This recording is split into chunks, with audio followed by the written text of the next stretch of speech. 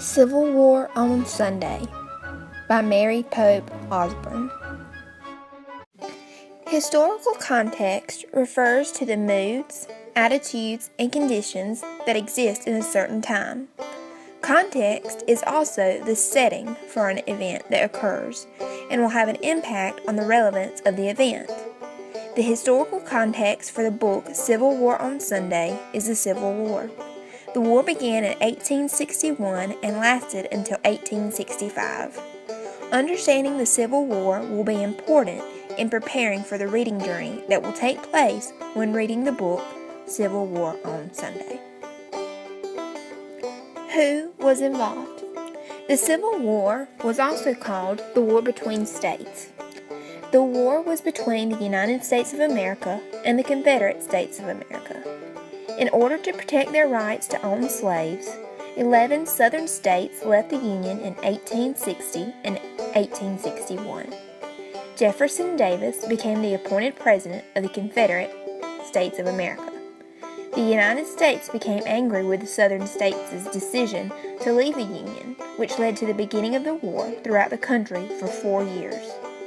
In 1865, the United States defeated the Confederate States and got rid of all slavery. Abraham Lincoln was the U.S. president during the war.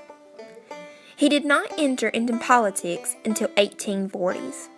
Lincoln took an anti-slavery stance. He declared that he would do whatever it took to keep the United States united as one country.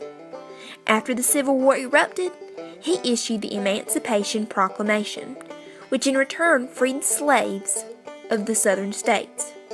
Soon after a close re-election, he became assassinated in 1865 by John Wilkes Booth. What's the big deal?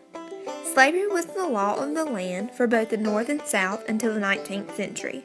Specifically in the South, slaves were used to farm and tend the land, which formed the backbone of the Southern economy. The Northern states had an industry-driven economy, and many believed slavery was wrong. Southerners began feeling threatened by the Northerners' convictions to end slavery, and 11 states decided to leave the United States to form the Confederate United States of America. The 11 states that formed the Confederate States of America were South Carolina, Mississippi, Florida, Alabama, Georgia, Louisiana, Texas, Virginia, Arkansas, North Carolina, and Tennessee. Where it all began. Even though Southern states left the Union, there were still a few forts located on the Southern soil manned by United States soldiers.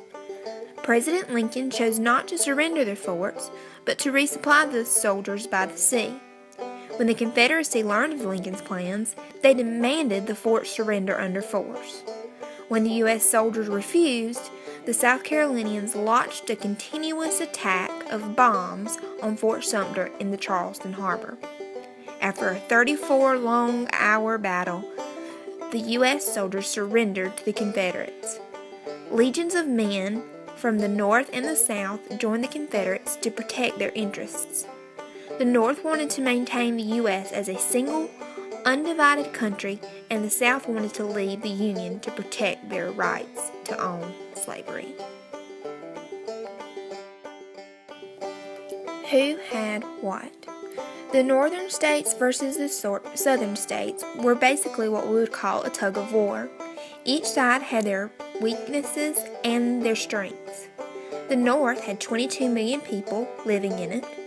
They had more money, more factories, more horses, more railroads, and more food. People living in the Southern states, there were 9 million, but 4 million of them were slaves. They fought defensively, and soldiers and generals frequently proved to be more skilled than those of the North. Battle of Gettysburg, Pennsylvania. The Civil War took a great toll on the Confederate States. The presence of constant warfare wiped out livestock and crops very quickly. In the effort to access more supplies, General Robert E. Lee planned an invasion of the North, but became defeated after a 3-day battle. The Battle of Gettysburg became known as a turning point in the Civil War when the South began to lose. After the battle, President Lincoln delivered the Gettysburg Address to express his desire to preserve the Union, and it became one of the most famous speeches in American history. Victory and defeat. The North won the Civil War. After a 4-year war, Confederate armies surrendered to the United States in April of 1865. The war bankrupted the South, left roads, farms, and factories in ruins. There were more than 620,000 deaths. The Southern states became occupied by the Union soldiers and rebuilt it, and gradually readmitted to the U.S. over a course of 20 years, known as the Reconstructive Era. Results of beginning issues. In the beginning of the war, Southern states seceded to prevent the abolition of slavery. Some slaves were freed by Lincoln during the war and allowed to join the Union Army. It was clear it was time to do away with slavery. Before the Southern states were readmitted to the United States, the Northern states added the 13th, 14th, and 15th Amendment to the Constitution. The 13th abolished slavery, the 14th guaranteed citizens equal protection under the law, and the 15th guaranteed black men the right to vote. Now, it's time to travel back in time and take a journey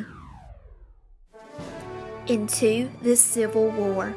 The book Civil War on Sunday by Mary Pope Osborne will give you an adventure like never before. Boom, boom, boom! That's what Jack and Annie hear all around them. They look around to find themselves on the battlefield of the Civil War. Along their journey, they will meet a very famous nurse named Clara Barton and help many wounded soldiers.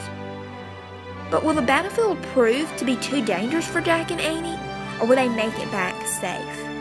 Grab the book off the classroom library shelf today to find out.